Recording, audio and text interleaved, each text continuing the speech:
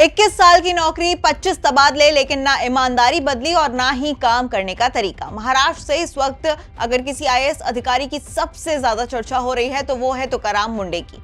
नकली दूध, मिलावटी पनीर, गुटखा, प्रतिबंधित तंबाकू, दवाओं से लेकर देश के बड़े बड़े रेस्टोरेंट और ब्रांड्स तक हर जगह उनकी सख्ती की चर्चा है। कोई उन्हें सिंघम आईएएस कह रहा है तो कोई मैन ऑन ए मिशन। आखिर कौन है तुकाराम मुंडे, जिनकी कार्रवाई से मिलावटखोरों में हड़कंप मची है और राजनीति में भी एक नई बहस छिड़ गई है? आइए पूरी डिटेल में जानते हैं। अब महाराष्ट्र के फूड एंड ड्रग एडमिनिस्ट्रेशन यानी कि एफडीए के नए कमिश्नर तुकाराम हरिभाऊ मुंडे इन दिनों पूरे राज्य में चर्चा का विषय बने हुए हैं। उन्होंने 25 मई 2026 को महाराष्ट्र एफडीए के आयुक्त का पद संभाला और महज कुछ ही हफ्तों में ऐसा अभियान शुरू किया कि वर्षों से शांत रहने वाला ये विभाग राज्य का सबसे चर्चित विभाग बन गया। अब पद संभालने के 3 दिन बाद ही उन्होंने अपना पहला आधिकारिक संदेश जारी किया। इसमें साफ शब्दों में लिखा था कि जनता की सेहत से खिलवाड़ करने वाले किसी भी व्यक्ति या फिर संस्थान को किसी भी तरह की रियायत नहीं दी जाएगी। इसके बाद जो कार्रवाई शुरू हुई उसने पूरे महाराष्ट्र में हलचल मचा दी।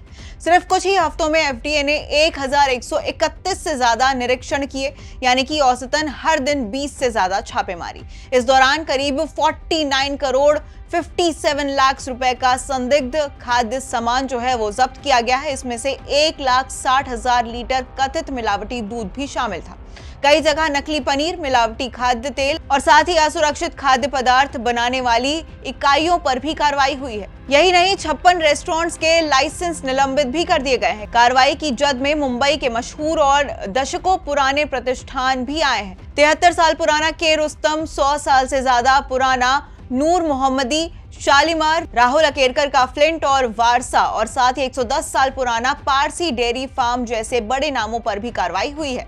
वहीं संदेश साफ है, नियम सबके लिए बराबर है। वहीं तुकाराम मुंडे ने सिर्फ खाद्य पदार्थ तक खुद को सीमित नहीं रखा है। उन्होंने गुटखा और प्रतिबंधित तंबाकू नेटवर्क पर भी बड़ी कार्रवाई शुरू की। अब कई मामलों में मकोका भी लगाया गया है और इस सख्ती के विरोध में राज्य भर में पान दुकानदारों ने प्रदर्शन किया है और आरोप लगाया है कि छोटे व्यापारियों पर भी कड़े कानून लगाए जा रहे हैं। अब हाल ही में उन्होंने पेप्सिको, रेड बुल और स्ट्रिंग जैसे बड़े ब्रांड्स को भी चेतावनी दी है। अगर कोई उत्पाद कानूनी मानकों के अनुसार एनर्जी ड्रिंक की श्रेणी में नहीं आता है तो उसके लेबल पर एनर्जी ड्रिंक नहीं लिखा जा सकता। इसके बाद कंपनियों ने नियामक निर्देशों का पालन करने की भी बात कही है। अब सवाल उठता है कि आखिर कौन है तुकाराम मुंडे? 3 जून 1975 को महाराष्ट्र के बीड जिले के तरसोना गांव से एक साधारण किसान परिवार में जन्मे तुकाराम मुंडे ने बचपन से खेतों में काम किया है। साप्ताहिक बाजारों में सब्जियां बेचने में परिवार की मदद भी की है और जिला परिषद स्कूल से पढ़ाई की। सीमित संसाधनों के बावजूद उन्होंने पढ़ाई नहीं छोड़ी। आगे चलकर उन्होंने डॉक्टर बाबा साहेब अम्बेडकर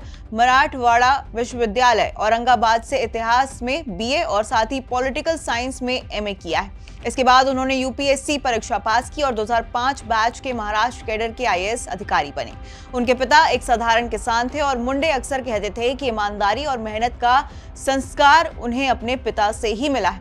वहीं तुकाराम मुंडे को लोग सिर्फ एक ईमानदार अधिकारी ही नहीं बल्कि सिंघम आईएएस और मैन ऑन ए मिशन के नाम से भी जानते हैं और इसकी सबसे बड़ी वजह है उनकी जीरो टॉलरेंस नीति और बिना किसी दबाव के फैसले लेने की शैली। उनके पूरे प्रशासनिक करियर में करीब 25 बार तबादला उनका हो चुका है। कई लोग इसे उनकी ईमानदारी की कीमत बताते हैं तो कुछ आलोचक कहते हैं कि उनकी कार्यशैली टकराव वाली रही है, लेकिन हर नई पोस्टिंग पर उन्होंने अपनी अलग पहचान जरूर बनाई है। वहीं सोलापुर कलेक्टर रहते हुए उन्होंने जलयुक्त शिवार अभियान के जरिए सैकड़ों गाँव को टैंकर मुक्त बनाने के में भी अहम भूमिका निभाई थी और इसी वजह से उन्हें वाटर मैन ऑफ महाराष्ट्र कहा गया। इसके बाद नवी मुंबई नगर निगम आयुक्त रहते हुए उन्होंने अवैध निर्माण पर बुलडोजर चलाया। इसी के साथ प्रॉपर्टी टैक्स वसूली तेज की और अवैध होर्डिंग्स हटाई गई और सुबह सुबह खुद शहर का निरीक्षण शुरू किया। आम लोगों ने उनकी तारीफ की, लेकिन कई जनप्रतिनिधियों ने उन पर मनमानी करने का आरोप भी लगाया। यहाँ तक कि उनके खिलाफ अविश्वास प्रस्ताव तक लगाया गया था, जिसे तत्कालीन मुख्यमंत्री देवेंद्र फडणवीस के हस्तक्षेप के बाद रोक दिया गया।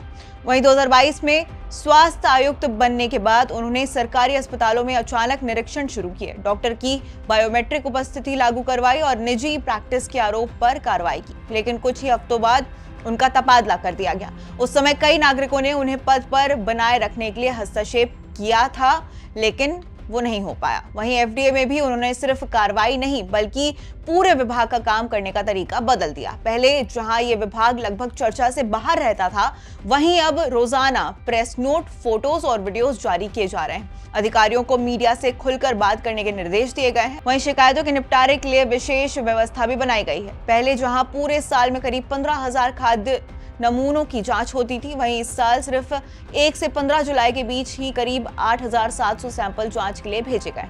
लैब अब 2 शिफ्ट में काम कर रही है।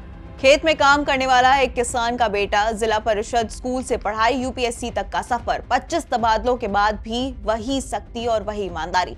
तुकाराम मुंडे की कहानी सिर्फ एक आईएएस अधिकारी की नहीं बल्कि उस प्रशासनिक सोच की है जिसमें कानून सबसे ऊपर माना जाता है। अब देखना होगा कि उनकी ये सख्ती महाराष्ट्र में मिलावट और खाद्य सुरक्षा के खिलाफ कितनी बड़ी और स्थायी लड़ाई साबित होती है।